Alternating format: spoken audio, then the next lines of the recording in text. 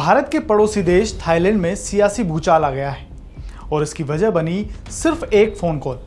जी हां, एक phone call जिसने थाईलैंड की प्रधानमंत्री पेंटोगटान शिनावात्रा की कुर्सी छीन ली। आखिर ऐसा क्या था उस कॉल में जिससे इतना बड़ा बवाल मच गया? आइए जानते हैं पूरे घटनाक्रम को विस्तार से। नमस्कार, मेरा नाम है अरविंद और आप देख रहे हैं फर्स्ट इंडिया न्यूज का डिजिटल प्लेटफॉर्म। सबसे पहले जान लेते हैं कि पेंटोगटान शिनावात्रा कौन है।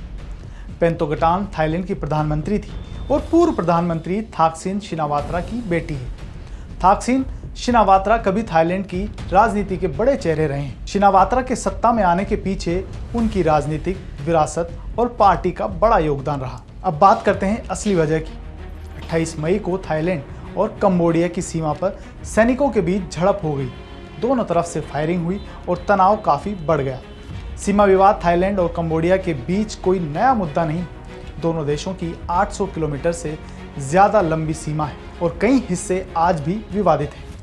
दरअसल यह विवाद 1907 के फ्रेंच कॉलोनियल नक्शे से जुड़ा है।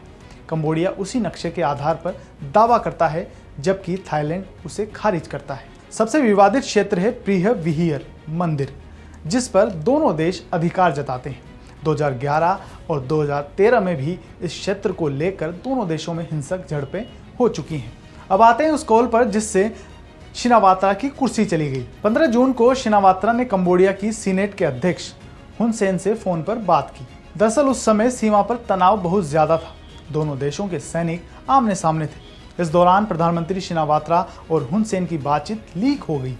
खुलासा हुआ कि इस कॉल को खुद हुन सेन ने रिकॉर्ड किया और बाद में 80 से ज्यादा लोगों के साथ शेयर कर दिया। लेकिन उस कॉल में ऐसा क्या था? रिपोर्ट्स के मुताबिक बातचीत में शिनावात्रा ने हुन सेन को अंकल कहकर संबोधित किया। उन्होंने थाई सेना के एक कमांडर की आलोचना की जो कंबोडिया के खिलाफ बयान दे रहा था। उन्होंने कहा कि वो कमांडर बस कूल दिखने की कोशिश कर रहे हैं। साथ ही शिनावात्रा ने हुन सेन से कहा कि वे उन्हें बता दें कि वे क्या चाहते हैं और वादा किया कि वो उस दिशा में काम करेंगे।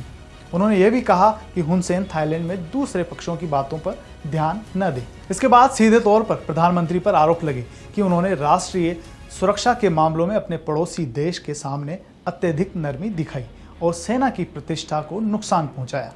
जैसे ही ये कॉल लीक हुई, थाईलैंड में सियासी भूचाल आ गया। विपक्ष ने प्रधानमंत्री पर राष्ट्रीय हितों के साथ समझौता करने का आरोप लगाया। बड़ी संख्या में लोग सड़कों पर उतर आए। अंततः कोर्ट ने इस मामले में दखल दिया। कोर्ट ने प्रधानमंत्री पेंटोगटान शिनावात्रा को उनके पद से निलंबित कर दिया। शिनावात्रा ने सफाई देते हुए कहा कि उन्होंने राष्ट्रीय हितों के खिलाफ कोई काम नहीं किया। उन्होंने रणनीति के तहत वो बातें कहीं और माफी भी मांगी। लेकिन कोर्ट ने कहा कि इस तरह की बातचीत देश की सुरक्षा और संप्रभुता के लिए खतरा है।